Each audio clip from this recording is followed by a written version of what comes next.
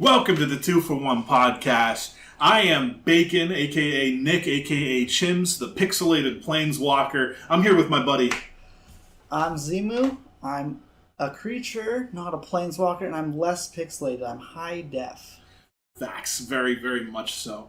Turns out planeswalkers are not allowed to be shown in high definition. It's just a weird YouTube rule. Yeah, it's the sanctity of the multiverse depends on planeswalker anonymity, and we're doing our best to uphold that. Absolutely. From our end. Well, if you couldn't tell, we are incredible nerds, and we love talking about Magic the Gathering. So we're here to bring some knowledge and some entertainment, and hopefully get some new players started and get some old players going again. Definitely. Yeah, we are the 2 for 1 podcast. Our goal here is to talk about Magic the Gathering like the big nerds that we are, with our main focus is going to be Magic adjacent content. We're not going to, sit around hemming and hawing, what's the right play, how do you attack the metagame this week. We're doing more evergreen stuff. And we got a great timeless. That's a good one. We got a great first episode for you here. We are doing the Commander Etiquette. Absolutely. And as always, our sponsor is a classic 2 for 1, Council of the Soratami. Sorcery speed, 3 mana, draw 2 cards. Classic, clean, easy to understand. Yeah, this is divination, but for hipsters. It was there first. I'm gonna be honest. I like it better. The artwork is beautiful anyway. So let's go on to our episode. Commander, what is that? Real briefly, we're going to touch on that because I assume a lot of you guys already know what this is. But you start off with a general. Your commander, he's a legendary creature. Your deck has to be the same colors as your commander, including activated abilities. It's singleton, so that's 1 card per. You can only have 1 copy of each card outside of basic lands and things like Relentless Rats. And you start at 40 life. That's more or less it. Am I forgetting anything, John? Nope. Commander damage, 21, and that's pretty much it. Very rarely comes up. But yes, most of you know Commander. It's the most popular format. Good reason why we're covering it right away. But in case you don't, we want to keep people included. It's also the most diverse format in terms of play styles and what people are looking to get out of this game, which is why we figure this is going to be good. So we wanted to start off with some universal guidelines because there's a lot of different ways of playing Commander. Yeah, so I like to say the phrase I play Commander is the most vague sentence in the English language.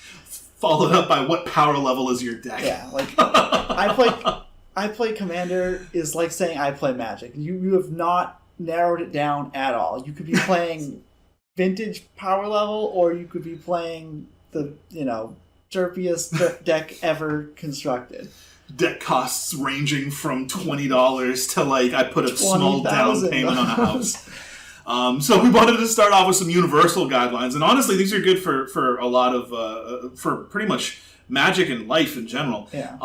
The first thing we wanted to say was be present for the game, meaning don't be on your phone, being on texting people. Yeah. Enough with these Instagrams and the social medias and all that stuff.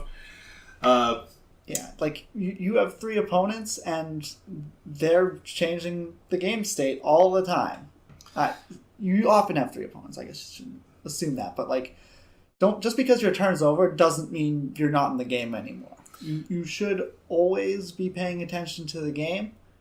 You can look away for a bit, but don't just be one of those guys who's like, hey, it's not my turn. Wake me up when it's my turn again. Asterisk, unless your opponent's playing Storm. Yeah, there are moments when you can check out, but you shouldn't be the modus operandi shouldn't be I'm checked out when it's not my turn. Exactly. It just takes forever. Yeah. Another easy thing to do is just use deck protectors, something that makes the back of the cards uniform. You don't want to play with marked cards, and it just preserves the value of your stuff anyway. Yeah. Sleeves, deck protectors, there's a couple different names, but yeah, you don't want to be cheating even if accidentally. Yep. I know a lot of people use them. They're pretty cheap, and you'd rather your sleeves get, pizza grease all over them than your actual cards. And if you throw an unsleeved Gaia's Cradle onto the table, I'm pretty sure there's going to be at least one aneurysm out of your play group. Well, I mean, obviously, like, hygiene is just going to be important. Like, we have to talk about this. We're Magic players. Yeah. We're all nerds. We're all sweaty. So, like, you shouldn't have to talk about it, but we've been in a card store and we have to talk about it. The term gamer funk exists for a reason. So, like, obviously, like, use deodorant. Just be respectful to the people around you. Yeah. But that also goes with have clean hands. You're often going to be touching other people's cards. Yes. Nothing worse than sending your deck to be shuffled and then Pizza hands McGee over there just like bleh, bleh, bleh. You got, like, now greasy thumbprints on the back of your cards. Or just like, oh, let me read that, and oh, my card is ruined. Yep. Didn't have it in a Commander game, but I have a friend who has a cube, and one of his batter skull is noticeably different feeling from the rest of the cards because someone playing just grabbed it after eating a slice of pizza, and Yikes. It is gross because you can tell what card it is just by feeling the sleeve. Yup, and not that Cube is typically competitive rules enforcement level, but like that would get you DQ'd. Yeah. On the similar note, don't bend other people's cards, like, ever, under any circumstances. Don't bend cards, don't break sleeves. I myself have never broken one of my sleeves while shuffling, but I often have my opponents break my sleeves just shuffling like maniacs. I don't know how people do it. Yup, it's been a while for me, but like back in the day, I had to learn how to undo that. But just practice, and it'll be fine. Or just be more careful with other people's cards than you would be with your own. Exactly.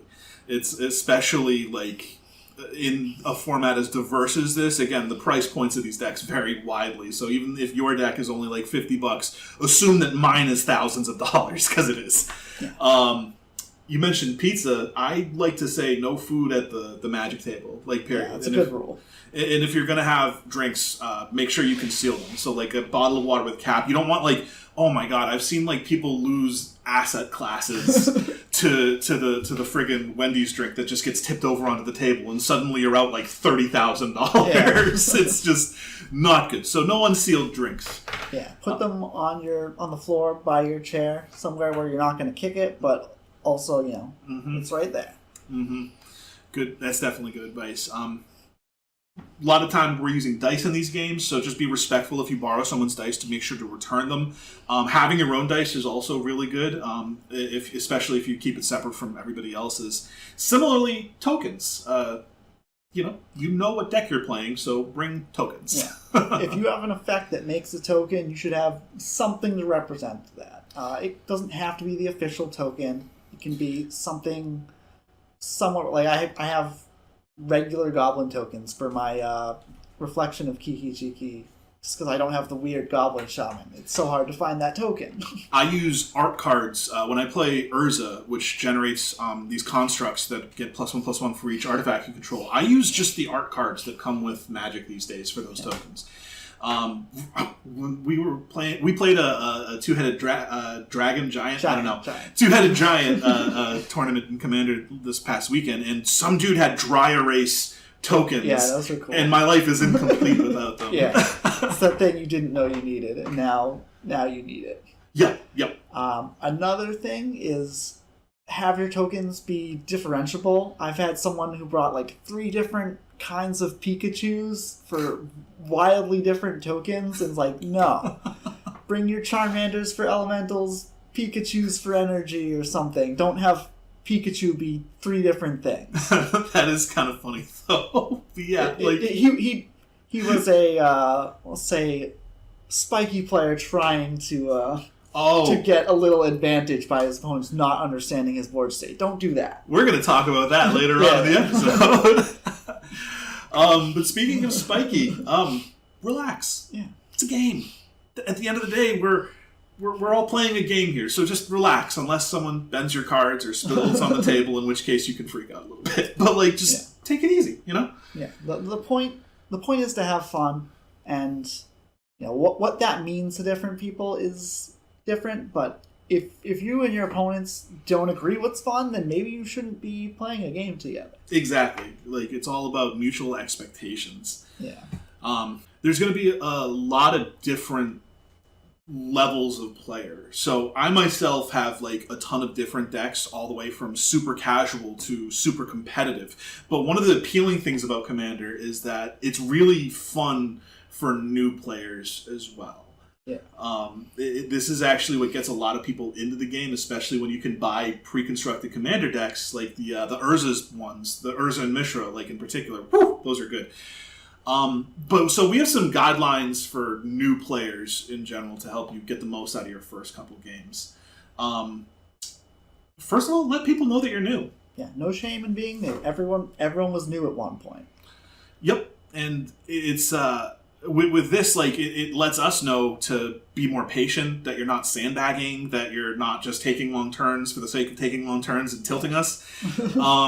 And honestly, it means that we're going to be a little bit more communicative with you as well. Yeah, so everyone knows that, like, stereotypical new player that, like, reads all their cards out loud because they think it's like, the Yu-Gi-Oh! Anime where, like, no one has ever heard of any of their opponent's cards. But when you're new, you actually don't know any of the cards, yep. And you don't necessarily know if your opponent knows. So, like, that's why you say, like, oh, I'm going to play a Ragavan. It's a 2/1 that when it, like, everyone knows what Ragavan does. But, like, new player doesn't know that everyone knows that. Yep. And it just kind of streamlines the game. But yeah. Speaking of knowing and not knowing cards, as a new player, we want you to ask questions. Yeah.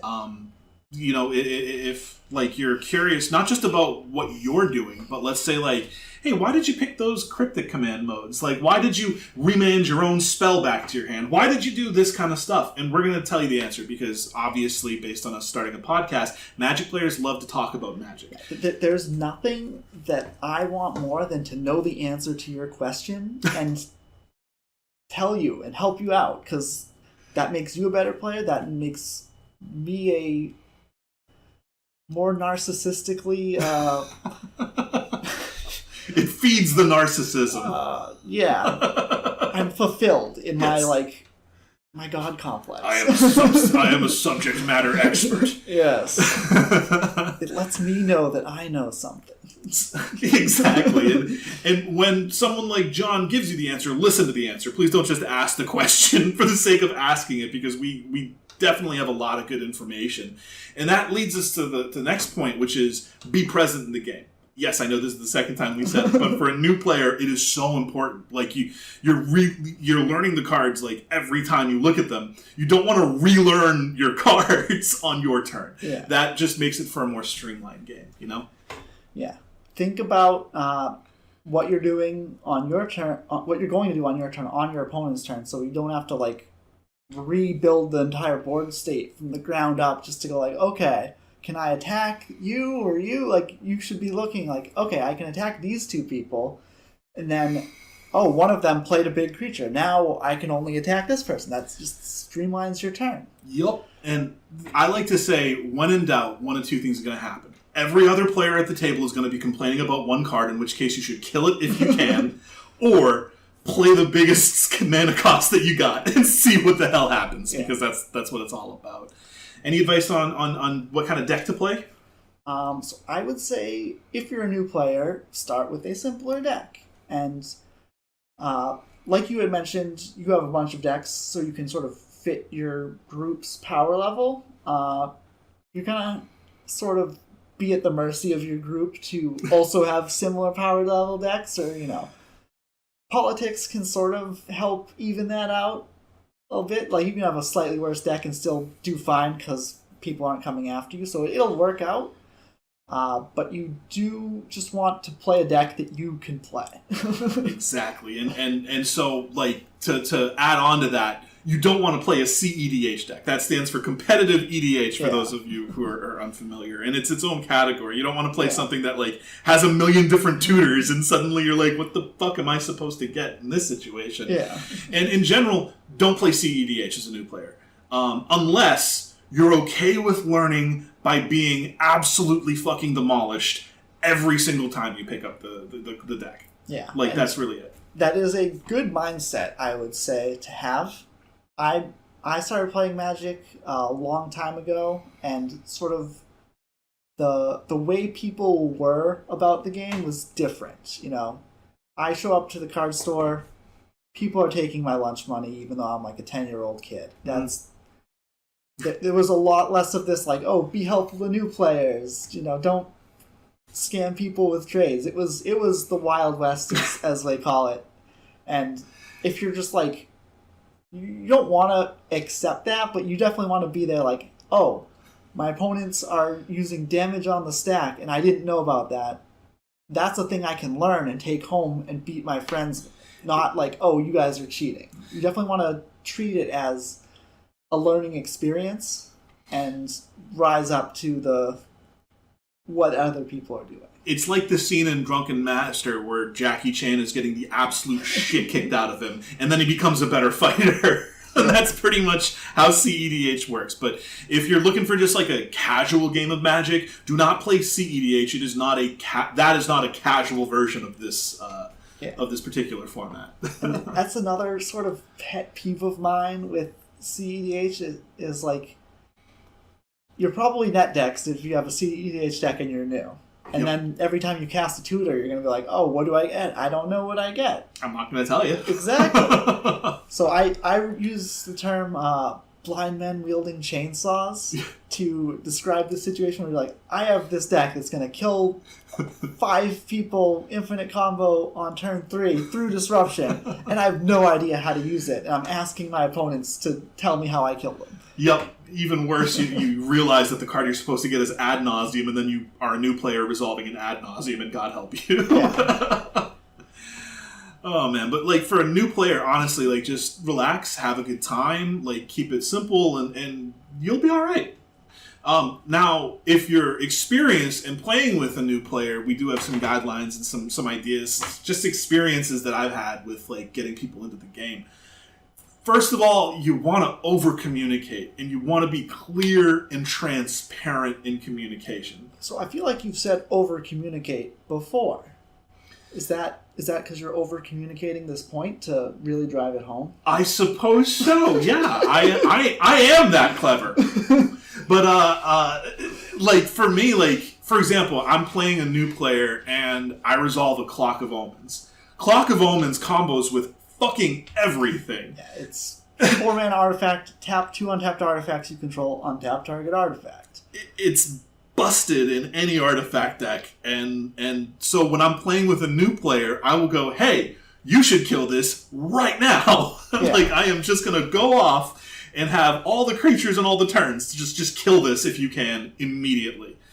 Yeah, nothing's worse for a newer... I shouldn't say nothing. Very few things are worse for a newer player than you, like, play your card, pass, and then, like, you get a turn back and, you know, win with this card, and they're like, oh, I had an answer for that. And no one told them that, you know, this was a priority or any... just they're just sitting there like, I could kill this, but I don't know what it does, really, because it doesn't have power and toughness. It doesn't seem to be threatening. It's untaps artifacts. What's the big deal about that? Yeah, they untap every turn. Yeah. Now, you were telling me something when we were talking about this, about known knowns and known unknowns. So, like, when wouldn't you communicate information to a player? Generally, if there's a trap involved. This wasn't in a Commander game, but there was a time in Modern where I was lightning bolting my opponent's Selfless Spirit, and they sacrificed it, and then I remanded my lightning bolt, and there was no reason for them to sacrifice their Selfless Spirit. If I had another bolt or something, I would have just bolted their other creature in response. They're just like, might as well, you know? Yeah. And that's usually a thing you would tell them, is like, I'm going to kill your creature. You can sacrifice it because might as well. But if I had the remand to, like, get them, yep. I'm not going to explain that there, because that's sort of like, it is giving the right advice most of the time, but it's sort of like sneaky, and then they're going to be like, oh, you just did that to trick me. That is a learning experience for those players there. You don't want them to learn that way, the hard way. Yep. No, I think that's right. Like, anytime you have something in your hand that's not like, I always over-communicate when it comes to stuff that's present on the board state. Yeah. So, like, if somebody's like, I have this abrupt decay, I'm like, kill the Ristic Study! Kill it! And that's... But if, let's say, I have a Force of Will in my hand, and I have the Ristic Study, they're like, should I abrupt decay the Ristic Study? Well, that Force abrupt decay now. Yeah. They're going to disenchant the Ristic Study. Yeah. They're like, should I target the Ristic Study with that disenchant? Absolutely. I'm going to protect my disenchant, but that's not really sneaky. That's just playing the game and letting them experience fucking Force of Will. Yeah. Sometimes they have counterplay, and it's worth playing into the counterplay some of the time. They gotta learn about blue decks sometime, you know? So that's what we covered the no sneaky playing topic. So, like, you know, which leads into when you are giving advice, don't ever give a new player bad advice unless it's comically bad. It's like, hey, have you thought about lightning bolting yourself? That's fine. Yeah. But don't lie to them about the efficacy of a card or the way a card interacts with itself. Only good advice, period. Yeah, they like play the One Ring and it gets exiled or something, and they're like, oh, this card isn't even good. Don't be like, yeah, it's bad, trade it to me. Yeah, exactly. Like, don't be like, hey, that's usually very good. Yeah. I mean, to this effect, like, when a new player is gonna do something, let's say there's an interaction on the board, like, let's say you have, like, an opposition agent out or some shit, and they're like, I'm gonna cast Demonic Tutor.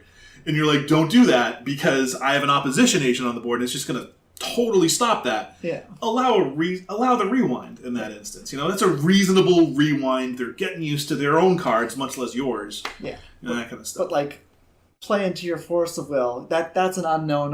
They can't rewind that. Like, oh, I wouldn't have done it if I had known you were going to have. Well, you don't know that. There's no way you can know that. If you had read this opposition agent, you'd know that it stops your Demonic Tutor. Exactly. And maybe you did read it and didn't understand, and, you know, we're not going to make you put that card in your graveyard for no reason. Yeah, exactly. We're gonna let you take it back while it makes sense. Yep. Other weird things, it doesn't come up in Commander, but like Tarmogoyf, how that works with Lightning Bolt or other, you know, damage effects. It's a Commander game. Let people, like, hey, just so you know, it's weird. My creature's gonna grow before it dies. Yep.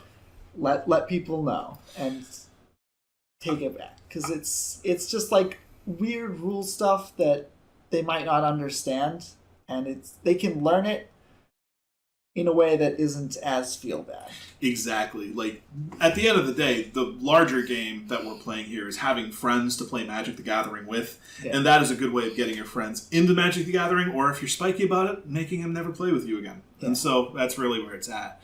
And then, if you are the new guy handing a deck, like we said if you are an experienced guy handing a new guy a deck, don't give them a complicated deck. Don't give them something that they're going to have to tutor every turn. Like, I would never hand my Sisay to a new player. It's like, figure this out. It's all asymmetrical stacks pieces. Have fun. And so that's really, like, where it's at. Give them a simple deck. Stompy. Yeah. Give them something that just does the fundamentals, and then they'll grow and be like, okay, once attacking and blocking is easy, then we can start putting in, you know, combos and synergies and whatever gets you there. Absolutely. I think that's the recipe for a good time with new players. Now, what if you're an experienced player playing with other experienced players, though? I think that's the next topic we got. I did want to touch on one thing. Okay. That's a reasonable rewind. So this isn't like a common term, but I call it noob sniping. Okay. So there's certain cards that are better against newer players because it asks the opponents to make decisions. Like Ristic Study you mentioned, Smothering Tithe. Like, everyone knows that player that just like, I'm never going to pay for your Ristic Study, jerk. Just draw all the cards, I don't care. Dumb ways to die. Yeah. If you're a new player, learn to not be that guy. Because don't feed. Don't feed the fish. And there's certainly... We've had games where we're like, oh, play Fact or Fiction, new guy's going to split it. And that sort of like puts you on the spot as like, one person is most likely to make a mistake here, and I think it's you, new guy, and that's like really kind of a mean thing to say. The exception being if you're cool with other people giving him advice so that they can... but yeah, don't just be like, I'm going to put you in that spot. You definitely want... You don't want a situation where it's like, if you do this wrong, I'm going to win, and it's going to be all your fault, and like, don't allow other people to help. Yep. If you're in this experienced players playing experienced play, that's part of the game, is figuring out who's going to mess this up. Yep. Because, sometimes you get different cards from different people. You could want a counterspell. I'm like, oh, this person has an Allosaurus Rider in play. You split it, and that's why you're making them split it, not necessarily the worst player or the newest player. It's like, you just want a counterspell for the other guys. Yup, I need to kill that opposition agent, so you with the enchantment deck are probably going to give me the Path to Exile. Exactly. Yeah. So, like, there's other reasons, and, like, you don't play... You play Ristic Study because it's a good card, not because, like, newer players are going to feed you, but... Yep. Try not to take advantage of newer players. Exactly. Like, that really puts a...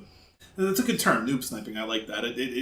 It makes it a sour game and a terrible experience, honestly. Like, suddenly you're on the butt of an inside joke kind of feeling. You know, it's not great. But, yeah. So, for experienced players, and this is, like, in life in general, too, I guess, but you want to set your expectations prior to the game, right? You want to understand what players are what you're looking to get out of it, and what your play group's looking to get out of it. Like we said, Commander can be vintage with super companions, or it can be super chill. Turn 30, someone wins. Exactly, and nobody really, like, maybe it's fun to see a CEDH deck like once or twice, but after like the third or fourth time, they're like, turn 2, I Adnaz and Thassa's Oracle and Tainted Pact. I understand what the fuck you're doing. We can move on with our lives if I'm not playing a CEDH deck myself. But expectations is more than just like what level of competition, like what mulligan rules are you going to be using? Everybody needs to use the same ones. What level of rules enforcement are you going to be doing? Like, are you allowing rewinds? Are you allowing mana retapping? That kind of stuff? Like, anything else come to mind?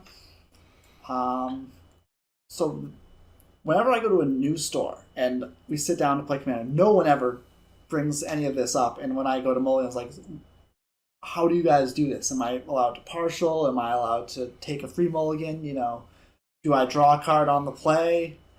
There's so many little like house rules and variations that you just want to get clear, because everyone just sort of takes them for granted, and you shouldn't take them for granted because it's different everywhere. Yup, and even like ban list. There's a group at our store that we go to that does ban-free Commander, which is awful and hilarious all at the same time.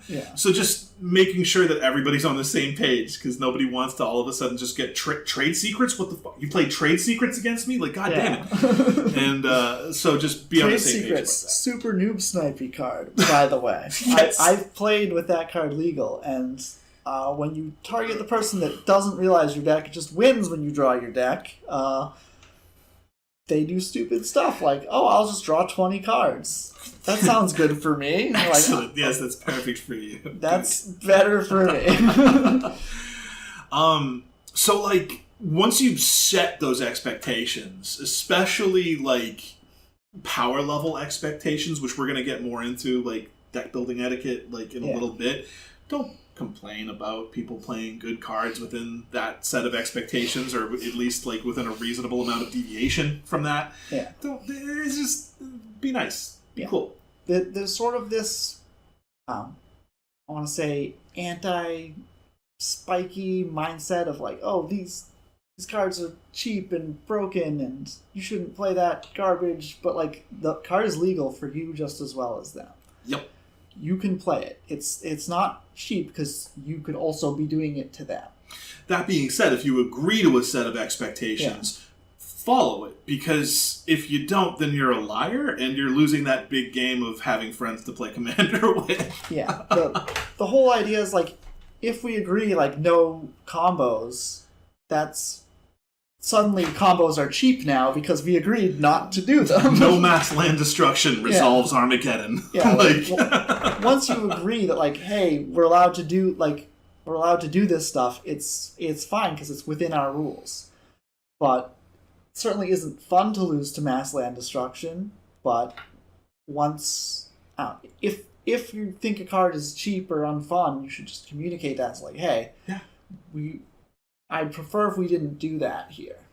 And later on, in terms, like, again, we're going to get into some deck building and really kind of help provide some guidelines and some questions for people to ask so that everybody has a good time. Because I think if you've played long enough, you've had at least one person get salty at you. I've had a table flipped on me in college. That was a lot of fun. Check that off my list.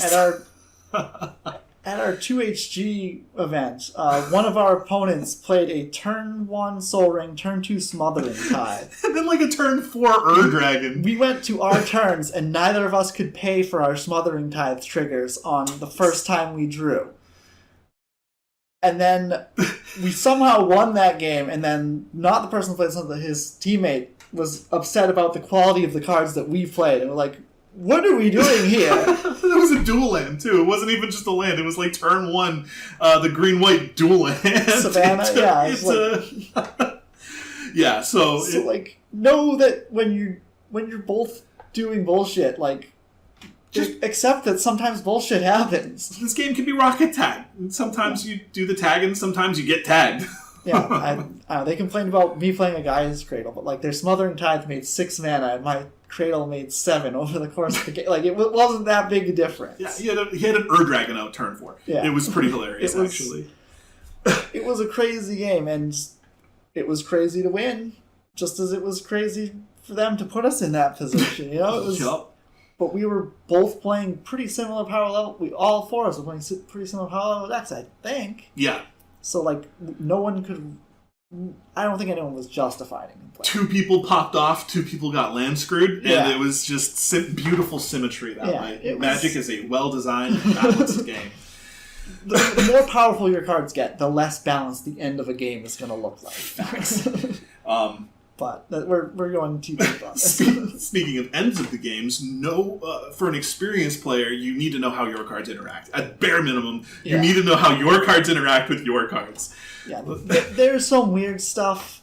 It's a very complex game. You're not going to know every single interaction, but what happens when you Warp World, a Blood Moon, and a Spreading Season to play at the same time? I know. I don't. Exactly. Very few people do it. Never comes up. The owner, whoever's turn it is, decides which applies first. Unless Warp World says Aura's last, but I think it's Enchantment's last. Yeah, that's right. So I know there's a way for it to match. If they both come into play, whoever is the turn owner.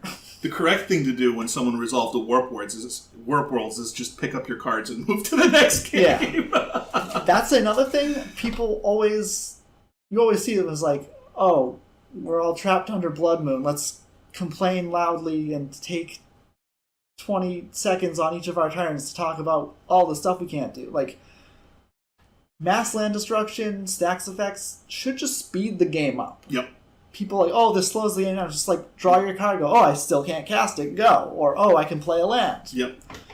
And if you really can't deal with it, move to the next game. You've lost. GG. Like, it's not like you're playing at the Pro Tour. You know, you don't need to go for that 1%er. And if you're playing at the Pro Tour, have a fucking card to deal with the Blood Moon. Yeah. If you're playing at the Pro Tour Commander, I don't know what Pro Tour Commander. I don't know what world got us there, but I feel like that would be in New Jersey. Don't bring that evil on us. But yeah, you know, it's if the game is basically over and you're not having fun, just say like, "Hey, I'm going to give it to you." I think we actually just kind of hit the last 2 points in our discussion here, which was have a plan of attack, so like know what you're going to do, and that lends right into how your cards interact, and avoid long turns for no reason. It's one thing if, you know... If you're popping off, you're comboing, it makes sense that you're trying, like... Storm. Yeah, if I was playing... I shouldn't admit this about myself on our first episode. I was playing KCI once, and one of my opponents was like, is there a time limit for turns? You've been at this for like 5 minutes. And I was like, I've done 200 things. It's not like I'm like going slow. It's just like I have a lot to do. Yep. But if you have just like draw a card, play a land, attack, go, like that should be a fast turn. Back when Gitrog Monster was a relevant CEDH deck, there's a non-deterministic longest infinite mana combo ever where you like mill your whole library. Eventually you hit like a Kozilek or a Gaia's Blessing that shuffles your graveyard back in. So you're randomly getting lands in your graveyard by milling the Dakmor Salvage over and over again. And occasionally you'll draw a Dark Ritual or a Cabal Ritual or a Lotus Petal, and then you use it. And then eventually everything gets shuffled back in. And like players who know what they're doing, not like in a derogatory sense, but players who've seen this before know that it is, in fact, infinite mana, guaranteed, but it could take anywhere from 1 minute to 16 hours in order to actually get there. It's like a Four Horsemen loop, where it's like, it's going to happen, mathematically speaking. Yeah. Who knows how long it'll take, but just scoop it up. I had one guy just out of spite, wasn't even a new player, just wanted to see it. He knew how it worked. He was just spiting me. He's like, no, I want you to go through it and do it. And I was like, all right, let's make this happen. I love that as a KCI player. Like, no, I'm going to make you do it. It's like, oh, yeah. Please, make me do it. I play this deck because I hate doing that. Yeah. That's totally not what I came here to do. Oh, and you get to watch me? Oh, yeah. Captive motherfucking audience. Oh, my God. But, yeah, I mean, if you... Yeah, you're not pulling one over on us by making us do the thing we built our deck to do. Yeah, or, like, there's a big difference between that and just taking 20 minutes to resolve 3 spells because you need to read and reread and reread your cards, is the point. How does this work? And are you going to do... Like, you should be thinking about that on other people's It's stuff. a lightning bolt. Just cast it. God damn it. Yeah. So, in terms of, like, we had the set expectations. We already went through that a little bit. And really just... It ends up being a conversation of what do you want out of your game. Are you going to be, like... Do you want to play Samurai because they have cool lore and turn them to the side, which sounds like a blast. I have decks that do that. Or do you want to do the bullshit that we were talking about just a couple of minutes ago? Do you want to like play test for tournaments? And and if you're playtesting for a tournament, spending 5 minutes to see an infinite loop go all the way is a waste of your time. You could have got a half a game in. Yep, exactly. There's not many Commander tournaments, but they're coming up a lot. Actually, there was just the didn't they just there was one recently in what was it, Baltimore, SCG Baltimore? That was a big one that they just had their first 5K. Nice. It's huge. It was huge. It was pretty awesome actually. But really, that's what it comes down to for enjoying this, and frankly, for any antisocial nerd, setting social expectations and then matching those expectations is a good way of interacting with human beings. Yeah, or introvert, not necessarily antisocial, just like understanding the rules of communication. Just so much better for my anxiety. I'm an introvert. I would like to withdraw the term antisocial and replace it with introvert because that is a much better and more respectful There are both. Yes. Not all introverts are antisocial. Yep. Okay, so in terms of...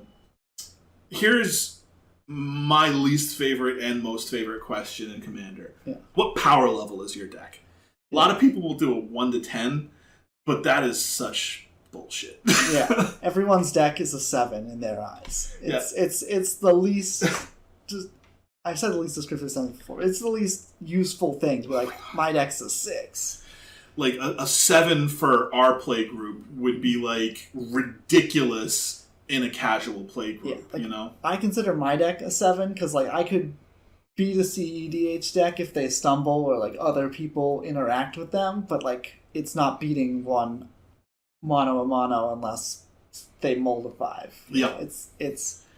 It's strong, but it's not CEDH. But most people don't compare to CEDH when they rate their decks. Yes. So I think that leads us to a good point. So we like to have 3 categories of decks when you're describing it, because the 1 through 10 is just awful. Yeah. So most decks will fit into one of these 3 categories. Yeah. CEDH, a category we like to call Synergy Value Town, yeah. And then casual, straight casual. Yeah.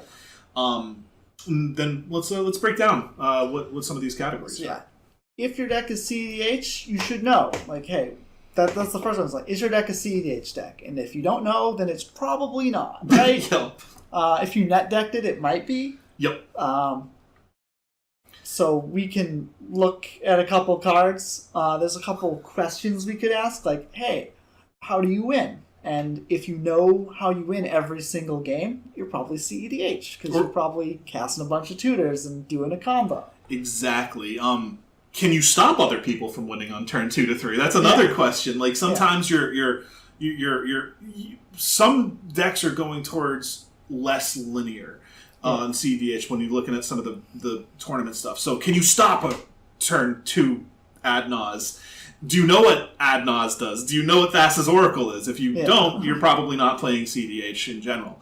But can you stop them from winning turn 2 to 3? So I'm a computer scientist by trade, and there's sort of a mathematical way to explain randomness is how easy is it to describe this pattern? 1, 2, 3, 4. That's not random, right? That's pretty, intuitive how it goes. So there's a sort of, if I say, what does the game look like where you win? And you say, oh, I'm resolving my Thassa's Oracle trigger. That's not random. That's always the same. I'm attacking with Winota and putting a lot of creatures into play. Okay. That's always, always going to the same road. Whereas if you're like, I don't know, I just play the creatures that I draw and the removal spells and interaction, like that's... Eventually I get there. I just like, I play value creatures and I get that. That's a totally different class of deck. So, if you can very easily describe how you win, sometimes you kill him with the Trinket Mage in your CEDH deck. It's not how you would describe it, Yep. And I think that in terms of like mathematically quantifying CEDH, there's also what's your average converter? These are correlative, not causative, because it can be either way. But in general, if your converted mana costs are like really low, then it's more likely to be CEDH. Same with the price of the deck, except inverted. If your price of your deck is like super high, you're more likely to be CEDH, especially if you're playing things like dual lands and stuff. But that's not a guarantee. But like, if you're curious if your homebrew deck could compete, those are general indicators of that type of stuff. Know what I like about CEDH? What? Nothing. That's about what I like about it. I love CEDH. I love it. It's like my favorite format because they're like I always, when I'm doing the other categories, right? Like, how do I compare versus casual decks or that? It's just so difficult to figure out. There is no wrong cards in CEDH. Yeah. Like, it's outside the ban list. Like, there's no holds barred. Yeah. We're playing Rocket Tag. I'm going to be a degenerate and play asymmetrical stacks, and you're going to like it because, god damn it, this is CEDH. And I love that about it. It's sort of the Adam Smith's, hand of the markets. Like, if everyone knows they're out to be greedy, like, that's what you can expect. Mm-hmm. You're not hoping for fair play and then like someone gives it to one person and not you. Like, you're just punching each other bare knuckles and loving it or hating it, but you're doing it to love it. Play your Blood Moons, play your Armageddons, play whatever the fuck you want. It's not going to matter because I'm going to beat you. But you don't need etiquette when the etiquette is just come at me as hard as you can, bro. So there is a little bit of etiquette within CEDH, though. So you want to know your win cons. We already covered that. Like, don't just net deck and expect someone to figure it out. Yeah. Don't be a blind man wielding a chainsaw. Try to have a win in mind, or at least have a purpose to a play. I like to talk about yokel hops with this one. Yeah. Maybe I should, because please do. One of my first commander decks, I think my second was Jora of the Gitu, which is Grey Ogre with 2 exile a card from your hand. It gains 4 suspend counters. So you cast it in 4 turns for free. And the way this deck worked was you would suspend, a Darksteel Colossus, because that's how old it was. That was the actual fatty people used. Just like a giant creature, and then you would just either first suspend a Jokel Hops type effect, a board wipe that hits mana rocks as well, or you would hard cast it after you've suspended your fatties. So you would just sort of, remove anyone's ability to play the game, but you had stuff in exile ready to come with haste and just mop up. Yep. So where you're going with this is you don't want to be that guy who's just like, Jokel Hops, go, and then like, what are we no plan, just like, I don't know, I was losing, so I cast a Jokel Hops, and now no one gets to play. If it's the only way that you could potentially win a game and you really need to go for it, that is with a purpose. But don't just do it for no reason, just to set the game back. Like, have something in mind at least. I know I've heard all these horror stories of someone playing like 40 turn games under a Winter Orb block, and then they're like, so what do you win with? It's like, win? I don't know what I win with. Like, don't be that guy. So I was that guy in college. I remember it was not Commander, but I had a Sunken Hope, which is an enchantment that at the beginning of each player's upkeep, they return a creature to their owner's hand. There was my creature that I was returning was Mystic Snake, which was hilarious because I had a Rule of Law in play. And to be fair, I had win cons in mind. Like, I had a Vitu-Ghazi the Tree City. I had ways of generating tokens and stuff. Yeah. But my opponent had already dealt with every single win condition that I had. So eventually I won because I had the Beacon of Immortality in my deck, and we just went to natural 60 card fucking deck yourself as I'm infinitely countering everything. That was the game. Remember where I said I had a table flipped on me? That was that game. That was that game. Yeah, that was my roommate in college. I had to live with him. And that is... I probably should have been... So when you're playing games of Magic, you're playing a sort of meta game, right? Where, like, the way to win at life is to win as many games as you can, and part of that is winning the game of having friends that want to play with you again. You never played with me again! So, like, maybe he won that game, but he could have won 5 more games if he just, lost and played 10 more games with the guy. Yeah. That's fair. That'd be way more fun sounding than natural decking with the Beacon of Immortality. I mean, also, you could have just said, like, hey, I'm going to counter whatever spell you play once a turn, and then I'm going to deck you. I did. He didn't believe me, but he learned. Yeah. Oh my god. So that is a reasonable time to complain. Yeah. Where it's not reasonable to complain is when somebody does literally anything in Commander, in CEDH. Like, there's no reason to complain about an unfair card. Only other thing I'm going to say is with CEDH, you have to play absolutely correct. Like, by the book, step by step. Check for pregame effects.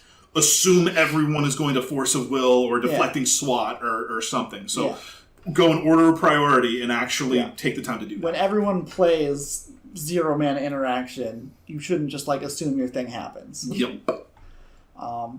Do so at your own peril. Yep. Though I have... It all depends on your play group, too, I guess. So, like, I had a friend who went to Japan for one of the GPs with, like, Modern Masters drafts. And he said he saw a bunch of, like, Commander groups, and they all played, like, super CEDH decks, and whenever one of them cast a tutor with more tutors in their hand, they would pull out, like, the 5 cards they were planning on tutoring for or whatever. Just, like, a couple cards. Shuffle their deck in, like, 2 seconds and just, like, keep playing.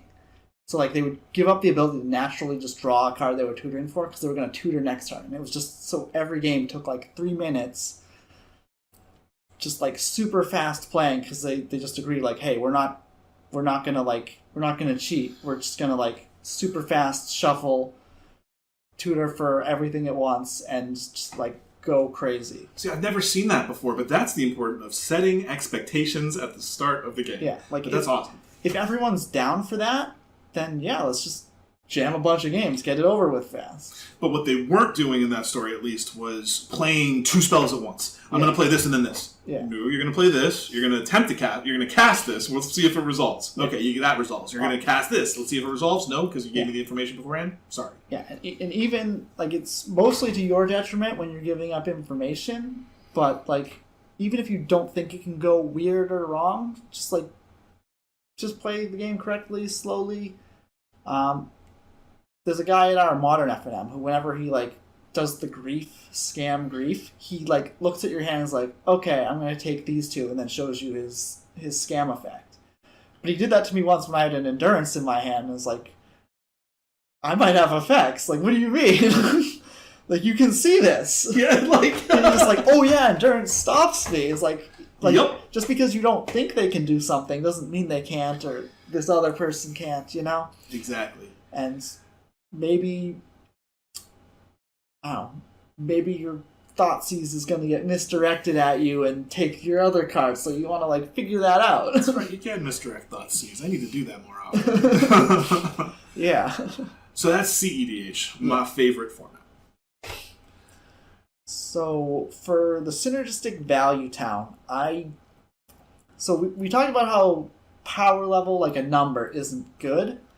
What people really mean when they say like how powerful is your deck is they want to know what your deck does that's not fun for them. Yep. And part of the ways we can do that is identifying them right away. Just like, hey, this is my Jorah deck. Sometimes I cast board wipes. I usually have a plan to end the game quickly after. Yep. And if they're like, well, I just don't like mass land destruction, like, okay, I won't play this deck. Exactly. And a lot of this is both like a pre-conversation, and then as you're continuing to play with your play group, you'll get a sense of what people like, what people don't like, because they will fucking tell you. Yeah. So, like, we came up with like a list of stuff to common grievances. Yes, exactly. Like, so mass land destruction is one of the easiest because most play groups I like that you have a plan of just ending the game quickly, but most play groups will not accept mass play destruction for synergy value town casual magic. Yeah. Some will, but others it's just not. Yeah, it's kind of frowned upon. And if some of these are frowned upon, we'll say, and some of these aren't, and they're sort of like all in the same like group of like we're trying to win. We're playing Commander, we're trying to win, but we're not trying to win at the cost of everything. So CDH is win at the cost of everything. Yes. This is sort of like, we are trying to win, we are trying to be proactive, we're trying to, do a plan that may not be fun necessarily, but we get to pick and choose what we're going to do. And your group might be fine with mass land destruction, they might be fine with stacks, or they might be fine with none of those, and we just gotta pick and choose based on that, and just have this conversation, just like know who you're playing with. I think with stacks there's 2 different categories of it, and like it's important to know what you're playing with. So we mentioned cards like Rhystic Study and Smothering Tithe. And then you can add in things like Mystic Remora and what's it? Esper Sentinel and that type of stuff. Yeah. Those are technically stacks cards, but they're not prohibitive stacks. Yeah. They don't stop your opponent from playing the game. They just give you resources based on them not paying a tax. Whereas there's other things like Draenith Magistrate, which just says no more commanders for everybody but me. Yeah. Nobody have fun but me. and other things like Collector Oof, right? Like, you're playing an Urza or a Karn or something, and then just like Collector Oof, and it's like, well, there goes everything. And so I think it's important to differentiate between prohibitive stacks and non-prohibitive stacks when it comes to like figuring out what's acceptable within your play group. Yeah. These are certainly nuances that you probably have both of those effects in your deck if you're a Stacks player, but the nuances matter. Yes. We played a game on the 2HG tournament where I cast I activated an O-Stone and killed someone's Soul Ring, and they mentioned sort of offhand our group usually plays sweepers, but not ones that hit mana. And I was a little weirded out because it was a Soul Ring. You shouldn't be upset when someone kills your Soul Ring. That card is an issue for most people. It's a good card. Yeah. But that person's deck also, everything costs 5 or more CMC. One of the things that I've noticed is a general theme, and we'll get more granular with this, is that it ends up being stuff that prevents people from playing. Yeah. Folks in this category tend to like interactive decks, but they don't like decks that simply stop them from even trying to play their cards. Yeah. A lot of people are fine playing a game that they're losing as long as they get to play a card every turn. Exactly. That's a very simple joy in life. It's just oh, I drew a card, I can play it. Exactly. Let's see what happens. Not oh, I drew a card and I can't do shit because there's Winter Orb in play. Yup. Stasis, what's that? That sounds fun. And then that's pretty much the end of that. So, yeah. You can sort of get to the bottom of what it actually is people are upset with, and it's not playing the game. And, I don't know, with your whole, collector thing, if everyone knows that guy, or maybe you were that guy, and you're oh, my friend has an artifact deck, I'm going to show up to FNM with 4 Kataki in my sideboard. if we play each other, I'll get him. Oh my god, that is the worst. So it is the absolute worst. And when you have a commander group, you can be that guy very easily. It's just oh, I know 2 of them play artifact decks and the other play islands decks. I'll put a bunch of boils and chokes and other cards that don't make sense except in this particular play group. And that's rude. Don't do that. Unless it's really fun. Yeah. Which it will be once. Yeah. I play in my CEDH commander right now is the 5-color Sisay. So all I do is just Silver Bullet stacks, instant speed, cheat them out of my library. Yeah. That's my life. But again, if I played CEDH. if I played that against a casual player, they're that was a neat trick. Never bring that deck to the table again. Yeah. And that's how it goes. I think that apart from prohibitive play, there's a couple of other things worth talking about in Synergy Valley Town. How do you feel about combos with that kind of stuff? So I'm not a fan of 2-card combos. Just instant, sort of Splinter Twin-esque. Just I mean, Commander would be Oracle, passes Oracle, and card that decks you. But, Dramatic Reversal Isochron Scepter is maybe a little better because it requires a couple rocks and something to do with the mana, but it's sort of, you're playing a bunch of rocks anyway. You know, it's, I'm not a big fan of when it just ends the game and doesn't do anything otherwise. So I have to agree with you. It's other things are Godo and Helm of the Host.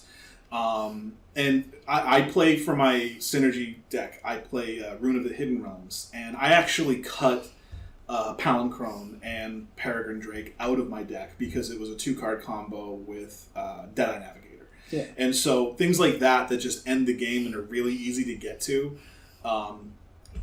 Typically that's a little bit more on the level of CEDH. I mean, Deadeye Navigator, Peregrine Drake, they're expensive to play, but at the same time, it just shuts the game completely down. It's over. It makes the game about one thing. And when it's not winning the game on its own, it's oh, this one enters the battlefield ability is the best one I've got. I'll just do that until you make me do something else. Yep. It just really bottlenecks the game. Yep. And sometimes just oh, I got 5, Primarch triggers. It's oh, guess I have way too much value. I don't know why. Primordial? What am I thinking of? The one of them's banned, the green one. Sylvan Primordial. The Primordial. Or Sundering Titan. Yeah, that's also banned. But yeah. Right. was able to tinker Sundering Titan and Commander. Those were the days. Both of those cards are banned now for good reason. It took him like 3 days to ban Tinker and Oathbreaker too. Yeah. But yeah, when you said Godo, I kind of think that's fine because like Godo does other things. Like obviously, if you have Helm of the Host, you just do that and win. But like that's a CEDH deck. But yeah, if they kill your Helm of the Host, like it's still a functional card. Yep. And Helm of the Host is just like a fine functional card outside of that. Yep. In another group I had, we had a guy who played Azami Azami Lady of Scrolls, which is 5-mana wizard, tap a wizard you control, draw a card, and Mind Over Matter. In every game when he played the Mind Over Matter, he's like, so I'm going to discard a card. Mind Over has 7-mana enchantment, discard a card, untap target permanent. So you just tap a wizard to draw a card, discard a card to untap Azami, draw the deck, play Beacon of Tomorrows to get an extra turn, and then, play a cathartic wizard and mill everyone out over all the extra turns. Right. So and you can untap your lands with Mind Over Matter to cast it all. Yep. So whenever he played, it was like, so I win, right? And we were like, yes, you win. And he would take his Mind Over Matter, put it outside the game, and then we would just continue playing the game as if it never happened. Yep. And that's just like a great way to not have a game end by a, stupid Justin here to combo card, but you can, feel self-validated, like, I won the game. I like that. I actually end up doing that. I played Lavinia of the 10th, which detains non-land permanents for CMC 4 or less on my opponent's control. It's like, so you guys can't do anything and I can do this forever? All right, I'm just going to make this. Now we can keep playing. Yeah, we got to flex our win, but we still got, we still didn't end all the fun possibilities that we all had going into this turn. Exactly.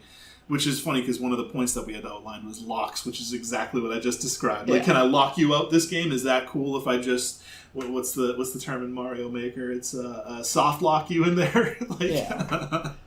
So it's locks are the same general principle as like the game's over, but we just have to sit around for it to end. Mm-hmm. And if we just like communicate like, hey, the game's over, like. People have different reactions to like game-winning combos and game-winning locks when they're the same thing. Like you have no more, when you're locked, you have no more input to the game, just as if you got combos like, oh, I have no more input to this game because I'm dead. Yep. That definitely falls under the umbrella of preventative play, where you're stopping your opponents from doing anything. But people sort of like, oh, I have turns to take and draw steps to make, even though they don't matter. Yep. So, like, you can just be like, hey, I've rationalized that nothing that I do matters, so I've lost. So let's just go to the next game. Yep. So, I think we've covered the preventative stuff pretty good. The other stuff that, like, comes up a lot for me are things like board wipes, not mass land destruction, but things like Wrath of God for a lot of more casual people. Like, are we cool with having a shitload of board wipes in this deck? Because I do. And then, have you heard people complain about counterspells? Yes. I think it's less so in Commander, just because like you have 3 opponents, holding up mana, countering a spell is like harder to do well. But, as you get more CEDH, you got to do it. Yep. Stop that Thoracle. But yeah, it's the whole meme about like if creature enters the battlefield and you Doomblade it, it feels so much less bad than if you play it and it gets countered. And like in both situations, it did nothing unless it has enter ability. But like for some reason, some people just like irrationally hate counter spells and. It's because it says no. No one likes being told no. Yep. It's as a chronic blue player, I've been playing Control since like Tempest. So yeah, people really just it doesn't make sense. Like I killed it either way. It's in your graveyard, right? Like god damn it. The other thing that I've heard from more casual groups is fast mana okay. I personally don't like this one as like a criteria because the mana is only as good as what you do with it. Yeah. I mean, sure, you can get your commander out faster and all that kind of stuff, but like, I think sometimes it comes down to just, like, am I out, like, literal, like, not card economy, am I out monetary economy in my opponents? Like, is it okay? Like, they spent, like, $50 on their deck, and suddenly I'm just like, all right, turn one, Mox Diamond into Mana Vault. I'm going to drop use that to make a Grim Monolith, and then Grim into Metal Worker, give it haste with this, and then just dirtle. And I did nothing, but hey, I just paid like 6 months of your rent in like my turn one. Oh. The Smothering Tithe we talked about, like that person was playing Dragon, so they had, some fatties to get into play. Chunky boy. But you can certainly play Smothering Tithe in a deck that's, like, not necessarily, like, casting a bunch of wheel effects and, going crazy with it. It's just like, I just want some treasures. I want to cast my spells when the time comes. And even if you want a big fatty, you don't have to play the ones that just end the game. It's like, I go into Ray of Dawnbringer. A very good card, not super competitive, but, like, it's really cool to have that out early, Yeah. It's still manageable. So it really depends on what you do with it. Yeah, like, how do I say, if you were the arch enemy with Ray of Dawnbringer in play, like, that's fine. Like, you're keeping pace. Yeah. But if you're the arch enemy with Smothering Tithe, Bowmasters, Hold Breacher, wheel effects, like, you're just gonna not care. Yeah. So, like, what are you ramping into is what you're getting at. It's like, what is the fast mana getting? And I honestly think Soul Ring should be banned in Commander just because it's so much better. But I understand people like the card. I'm gonna disagree with you on that one. Yeah. Because I know it's a hot take. A lot of people can afford to buy a Soul Ring monetarily, but can't afford to buy the other stuff that qualifies as fast. It's like, I would say every man's fast mana. I would say, like, Soul Ring and Mana Crypt. My problem with Soul Ring is, like, if my opponent has one and I don't, it, like, doesn't necessarily matter that our decks are matched, because it just... Obviously, in a multiplayer game, it kind of evens out, because everyone's like, oh, this guy's got a Soul Ring, let's get him. Yeah, let's team up, and it kind of works. But in 1v1, when someone's like, oh, my deck's like mid-range, my deck's a 5. Right. And then they're like, Soul Ring doesn't matter. Right. When you draw your Soul Ring in your opening hand, your deck's +2. Yeah. At least. There's nothing quite like being hellbent and drawing a Soul Ring either. So, like... Yeah, there's certainly drawbacks to the card, but, like... This is a whole noob snipey thing I'll get into, is I see people lose their minds over the top deck Soul Ring. They're like, you played a Soul Ring on turn 9, I must vindicate. It's like, nope. Kill the creature. Kill the enchantment that's accruing value. Like, I get that Soul Ring's busted, but not on turn 9 it's not. Yeah, I'll stop Soul Ring on turn 1 or 2. I'll, like, mental misstep that shit, like, easy. But after that, it's just kind of irrelevant. Like, you're going to do what you're going to do. You have, like when we were contemplating against the Smothering Tithe, it's like, do I kill the Smothering Tithe? It's like, well, he already has all the fucking mana, so why don't we just drop something else? So, I mean, that's a lot of stuff, but I think we did a pretty good job covering the synergistic value town.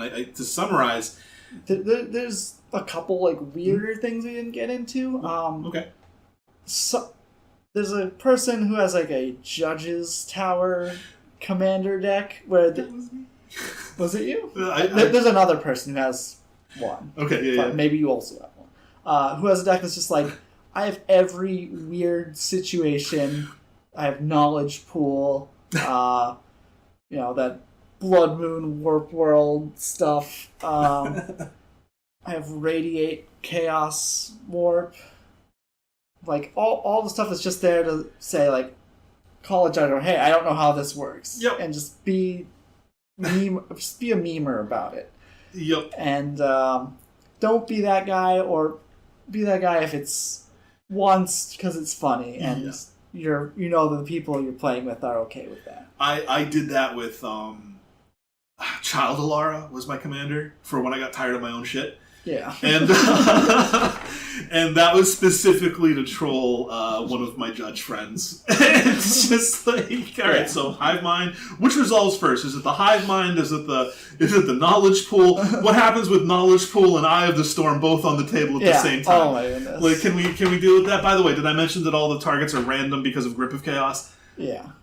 That deck has my all-time favorite play and my all-time favorite loss in it. I had a Grip of Chaos on the board, and I played Door to Nothing and got myself. And that was just one of the best. Okay, well, good game, guys. Karma. Oh, definitely deserve that. Yes, I did. That was degenerate. I literally had one of my friends' name Sharpied on the Door to Nothing. But so, anything else that we wanted to cover before summarizing this particular section? Yeah, just the overview of this, sort of, we kind of explained them, but didn't, explain why. So we're when you show up, don't say, my deck's a 7, or whatever. So, hey, my deck has board wipes, and, they're consistent. I got infinite combos, and I can tutor for them. Yeah, I'm a 7 on board wipes, a 2 on stacks, Yeah. Just, explain what you have and why you have it, and if you're at the point where you don't really need to explain any of this, you're probably just playing a casual deck, and then maybe power level matters, but power level, a number isn't going to matter unless you've played all each other before. Yes, my 7 is very different from your 7, which is very different from anyone else's 7 in this particular bit. A number is useful if a new person's coming into your group, and I've played with Joe over here. Okay, I think Joe's deck's an 8. I'm a 6. He's a 5. See, I don't even do that in my play group. I'll just when the new players come in and I played with them before, and they're coming into my old play group, I'll just be play this deck and tell them what deck to play that's equivalent of that kind of stuff, because I fucking hate the 1 to 10 scale. Yeah, it's not a good scale. It doesn't tell anyone anything. So I think. Was there anything else that we forgot before we summarize? Because there's a couple of things that I think that are good at the end of it. I mentioned this before, sort of, with the Chaos Warp Radiate. Mm-hmm. So Chaos Warp is target player shuffles a permanent into their deck and reveals the top card and puts it into play if it's a permanent. Radiate copies a spell for each other target it could have. So I played a game once where someone did that, and I'm gonna start doing that now. Don't. Okay. So what you're supposed to do in that situation is number every single permanent, and then resolve each individual copy in order. Because someone flips into a Necrotol effect, kills one of the creatures that was already on the board. Oh my god! It's gonna change who gets how many permanents, and if you shuffle your lands in first, then you're more likely to hit lands, and it is the most obnoxious thing. And we all agreed that was just, we were going to say it's a warp world, they all come in at the same time and not deal with that. Have a plan for that if you're the one doing that, and don't do that. You shouldn't have told me about this, and I will be doing that, and that'll be the theme of the next Commander deck that I built. Why don't you play Commander with me anymore, John? And I guess another... that evil out there in the podcast. And another sort of crabby play pattern that people don't like is the super ramp deck. Doing sort of nothing but ramping, and then, the person who played that combo was playing a super ramp deck with just mana rocks. Melik, is it Paragon was their commander, which copies instants and sorceries if they're cast off the top, and it lets you cast them off the top like a future sight effect. So they were just ramping, casting board wipes, and then one turn they'd be cast a ritual, copy it, Past in Flames, Ritual, Mind's Desire, something like that. And this person would always complain, why are you attacking me? I haven't done anything. And it's... Oh my god. I hate that because we all knew, like, you only do stuff at the end when you win. Like, that's not an excuse for your deck in particular, because we know you're up to no good, and you like try to lay low. Like, we know you're not laying low when you're ramping. Yeah. We know you're not only playing mana rocks because you have nothing. It's because you're trying to wipe us all out. Like, don't. It's one thing to try to politic your way out of getting attacked, but it's another thing to actually get bent out of shape. Yeah, don't have politics be your only form of interaction, too, is a snappy way to put it. Like, just at me next time. Yeah. Also, that's sort of a noob snipey way you can do it. I keep coming back because I love this term. I coined it. My term. Hashtag noob snipe. If you say it, you owe him a nickel. Yeah. A penny just for you. There we go. Just for watching the pod. Like and subscribe. But yeah, we all know that guy who's like, oh, this tells the news player, like, oh, I'm not doing anything. Go after him. Look at his big creature, you know? Like, hey, new guy, this guy's a jerk. He is pulling a fast one on you. Clear and consistent communication. Yeah. That is good advice. Yeah. I would say something like, I'm not doing anything now. Yeah. And just, So I'm not actively affecting you, but I do stuff later. I'm planning on popping the fuck off, sir. Yeah, I can't be left alone, but, you know, right now I'm not the concern. Yeah. You know, if you have permanent destruction, you know, go after their permanents, but don't just not attack me because I'm doing them. Yeah, that's a valuable lesson to learn. And it's like, all right, I guess I'll just gen wave for a billion. Enjoy that. Yeah, I'm sure there's infinite of these, you know, pods of crappy behavior. Not crappy, but spiky things that need to be agreed upon or ought to be agreed upon. Yeah. So we're gonna miss a few, but I think we covered all the big ones that we wanted to cover. So I think to summarize, do your best to stick to the agreed deck building. Once you've agreed to something, don't fucking lie and throw it in there. Unless it's hilarious and you only do it once. Yeah. Don't play CEDH decks in your more casual pods because it's not fun for the other players at the table and you're likely not going to get to play that deck very much. Be clear on what... Like, most of the time, the stuff that people have a problem with comes to preventing play in general. And, you know, if you are going to do something spiky, do one loop and exile it, like John mentioned before, which was pretty cool. Yeah. So, I think we had one last category of this to cover. So, the synergy value categories, or one more, the casual. Casual, okay. Yeah, it's hardest to define. Yeah. I don't know, if your deck's the cards you own, that's probably casual. If you answered no to everything that we said in the last one, it's like no board wipes, no counter spells, no this, no this, no this. Your deck is definitely casual. Yeah.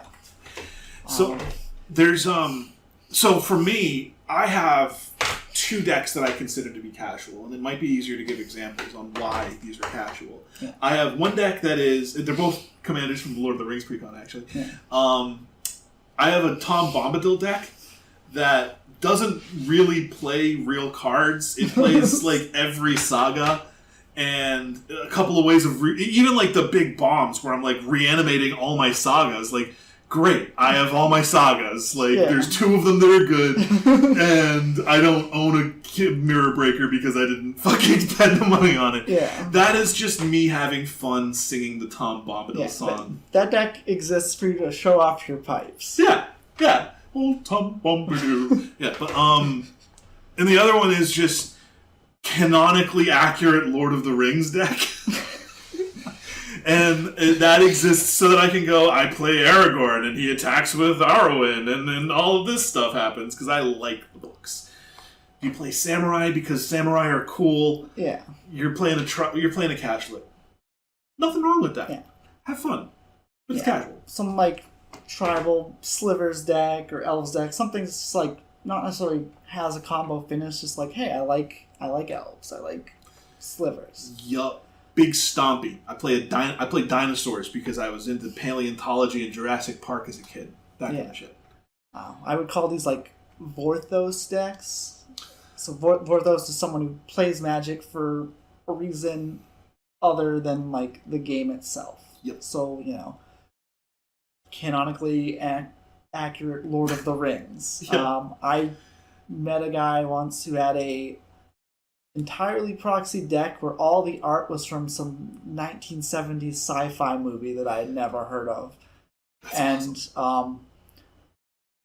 Don't do that, because I couldn't understand what any of his cards were. Like, they were all, real cards that people would really want to play in Commander, but I just couldn't tell what they were from across the table because they all had art that looked exactly the same to me. So that's not fun, but in the right group, I'm sure that'd be fine.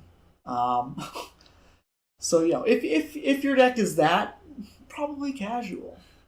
No, my favorite casual deck I've ever seen was? It was a different version of the Weatherlight Captain. But one of the first story I got into was the Brothers' War. During the original Urza Saga block. But then right after that, I was into Mercadian Masks. And this dude had built, all the story lore characters. He had, the Squee, the Ship's Navigator. He had the Weatherlight. He had all of that stuff. The Eye of Ramos. All of it just built into the Mercadian Masks era. For those of you who didn't know that lore, the Eye of Ramos and the Trollhorn cameo, I think. Yeah. They're all part of the Weatherlight engine. There's cards for each of these, and it's like a giant fetch quest. And this deck just exists to be this is all the lore from that time period. And he's like Gerard and fucking OG Karn that was a creature, all that good stuff. It was awesome. I love that kind of stuff. But that's how I would define casual, at least. Yeah. If you just have, bunch of big, splashy effects, creatures, no, rhyme or reason, just hey, I want to play my cards and see what happens. Gentlemen, I'm here for the memes. Yeah. That's... a lot of people like that, and that's fine if that's what you're into. Have fun. So are you saying it's important to set and uphold expectations before the game? Yes. So all these things, the CDH, I know a lot of people who finds that fun? Well, the people who play it find it fun. Those decks are fun if everyone has one. Yes. As long as your decks are evenly matched is when you're going to have fun. So if I have a casual deck and you have a casual deck, we'll have a blast attacking each other with 2 3s for 3. Yep. And seeing what happens or who draws their 8-drop first. Yeah. But if I show up and play a Guildgate Go and you're real dual land, Soul Ring, Mana Crypt, the One Ring, what are we doing? Why did I show up? I guess I'm getting my shit pushed in today. Yeah. If I'm as good as a goldfish, why do you need me? So as long as your decks match is when you have fun. Exactly. In my, as the person who usually has, the spikier deck, I don't have fun watching my opponents, struggle to get on the board while I then combo them. And then be miserable. Yeah, it's I could do this at home. Occasionally I'll get casual players that'll be like, I want to see a CDH deck. I'm like, okay, I'll show you a trick. Yeah. And then that's pretty much one game and you get the gist of it. And then we switch to Tom Bombadil so I can sing you a song. Exactly. And tell tales. But honestly, there's just so many different ways. I'm curious if anybody out there in the comment section wants to put, what would make a deck casual versus what we like to call the synergistic value town. And obviously CEDH is pretty well defined. But what are some categories for you out there? I'm curious as to what do you like to play What with? are your potential, just for our edification and anyone else watching this is edification, hey, I don't like when someone plays spirits because they're annoying. I don't know. I'm wondering if people are going to be no One Ring. Yeah. That card's really good. It's a little too good. So a thing I realized today is solitary confinement and the One Ring is a pretty good combo because you always draw at least a card on your turn, and you don't take damage. John? I mean, you do lose the life from the ring. What the shit? But you're protected from every other source of damage. Like, the ring doesn't kill you by itself for, like, a long time. Yeah. So... I've been playing on Arena the Shieldred into the One Ring, and that's been pretty degenerate. I guess you could play white-black and... I played that in Modern on our 4 One Ring top first place tournament, and I top 8'd with it. Nice. It's a very strong combination of cards. I'm wondering if that's going to be the next thing to get banned. It's so... I don't think so, but it's because I never banned the new card, and also... Stairs and Oko, Thief of Crowns, or whatever. Oko was different. But I think other cards are more egregious than the One Ring that are still in Modern. That's fair. Like, how many times has a Blood Moon just won the game and it costs less than the One Ring? That's true. Probably more than... Like, Blood Moon probably has a higher win percentage than the One Ring upon resolving, and it costs less. That's true. Granted, the One Ring goes in everything, but... I'm wondering what the next ban... do you think they're going to ban more cards in Commander? Because they haven't in a long fucking time. I don't pretend to understand how Commander bans work. It's up to... I guess I'll get this out of the way. I'm not the biggest fan of Sheldon bannering. I also don't like the idea that him and his playgroup decide what everyone has banned and not banned. So, like... this is another thing you can do with your playgroup is like, hey, we don't like this card, just like ban it. If you think Primeval Titan's fine, unban it. Yeah, same with a lot of stuff. If you think Protean Hulk is too stupid of an oops I win, just ban it. Yeah, it's like, I don't know. Don't just be like, oh, well, this guy always wins, so we'll ban from his deck. But I've been in that position a couple of times. But honestly, it's just such a diverse format. I'm curious as to what other people have been doing in these areas. How do you judge your cards? Yeah. How do you judge the power level of your deck? Do you use the 1 through 10 system? Do you have some kind of quantifiable way of helping me understand and like it? Probably not. But what are you gonna do? Yeah, nothing will get standardized till we have that Pro Tour Commander, and then all the top pros have to sit down and build CEDH decks. That would be pretty interesting. I'm curious to see. It'll be interesting till we realize how busted it is, because someone's gonna way break it. I don't know. Like you look at the. There's way too many legal cards. Yeah, that's fair.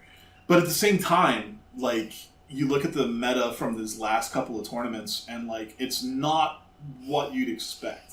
I personally think Thassa's Oracle is going to get banned once they start doing like that. Like if they're banning cards for the diversity of the format, like 2-mana card that says win the game. Pretty easy to see why that's broken. It's pretty hilarious to meta against, though. It's just like, all right, I'm going to resolve Thassa's Oracle. All right, I'm going to resolve Fairy Mastermind and make each of us draw a card. Words of Wisdom. Oh my god, Words of Wisdom for the win. Those are words that like... Oh. I miss playing that card in, like, Pauper. Words of Wisdom with the Orcish Arc. With the Orcish Bowmaster. That seems pretty hot. But, well, I think this is a good time to wrap it up. Anything else you wanted to add before we get going? No, I think we did a good job. I think we covered it all. Nice. Well, this has been the 2-for-1 podcast. Once again, I am Nick, a.k.a. Bacon. I'm John, a.k.a. Zemoo. Thank you guys for listening. Be sure to like and subscribe, and catch us on the next one. Yeah, give us that follow, that like, and... tell us why we're wrong. Yeah, tell us in the comments right now. Yep. Like, don't be like, oh, I wanted to watch to the end. This is the end.